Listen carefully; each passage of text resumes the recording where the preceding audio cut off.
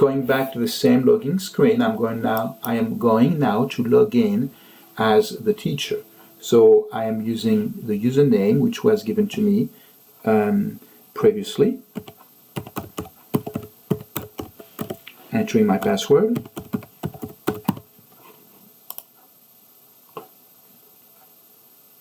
And you see now that as a teacher, what I see when I log into College Office is very different from what a registrar would see, obviously.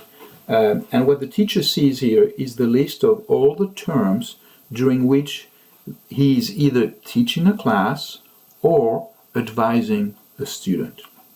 Now, in order for this term to appear on his screen, this term must be marked as open by the registrar. And this is here the meaning of open versus closed for a term. A term is open. It means that this term will be available for the teachers to view the information and also maybe to change the final grades of students or to enter or modify attendance records for those students. Once the registrar decides to mark the term as closed, then the term no longer appears on the screen for the teacher who logs in. The term itself is never really closed as far as a registrar goes. A registrar can always make changes to a term. So the meaning of that word closed or open simply refers to the ability that the teachers have to view those terms and to modify the information of those terms. So this being said, now if several terms here were open, then all those terms would be listed here. In that case, we only have one term which is open. I'm going to click on the term, and now I am the teacher looking at my information. I click on the term, and here I see the list of all the classes which I'm teaching during this term. If I click on schedule, I see the combined schedule of all my classes. Now it happens here that we have only recorded the schedule for one of those two classes, so it doesn't show the schedule of the other class which is being taught. I click here and I see the list of all the sessions that I'm teaching, the date and time, the duration, the code of the course, and if this information has been recorded, the room where the class is being taught. And then I click on my Advisees tab, and I can see here the list of all the advisees, all the students whom I am advising during this term. So going back to the Classes tab here, I can now click on an individual class, and I can see here this information on the class. I see my name as a teacher. Remember, there could be more than one teacher assigned to a class. I see the basic information as far as the course code section, the term, start date, end date, number of credit of the class, number of students in the class. If I click on the Students tab, so this is where I can see the list of all my students. You can see that one of them has already had a grade entered, but the others have not had their grade entered. When the times come for me as a teacher to record the grades of my students, I click the Grades button on the bottom right of the screen here, and now all my students are listed, and I can enter the grade for each of them.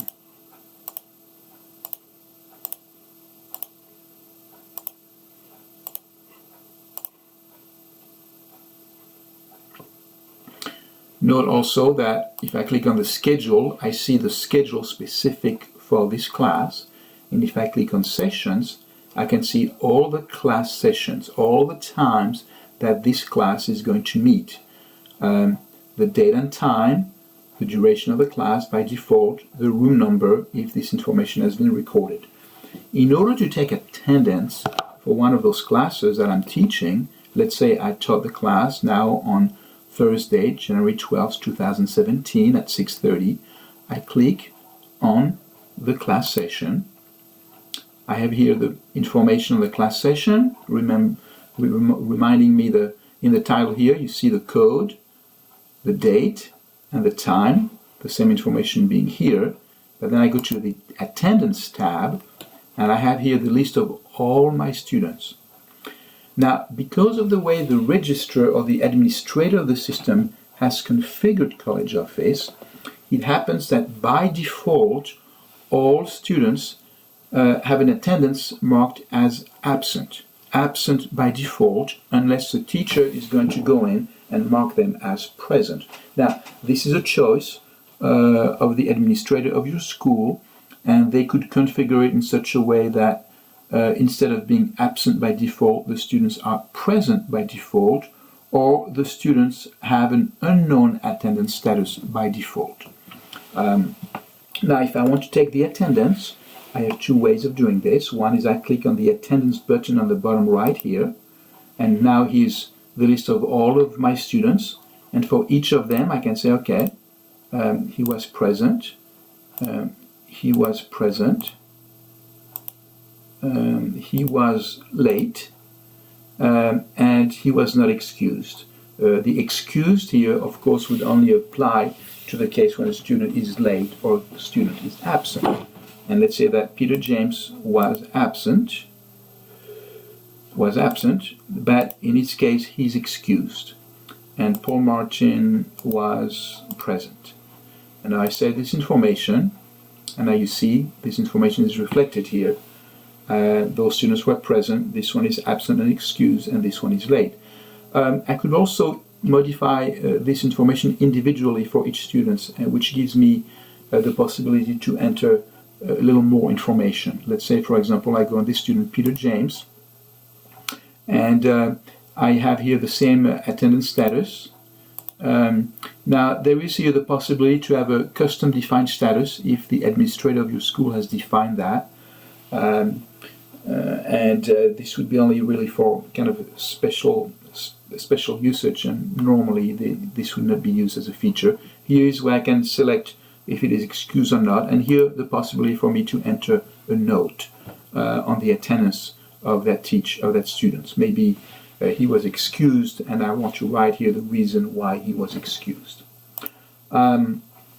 This is it. This is the basic information on how to configure teachers to have access to College Office, and then the features which will be available to your teachers as they log in into College Office. Thank you very much.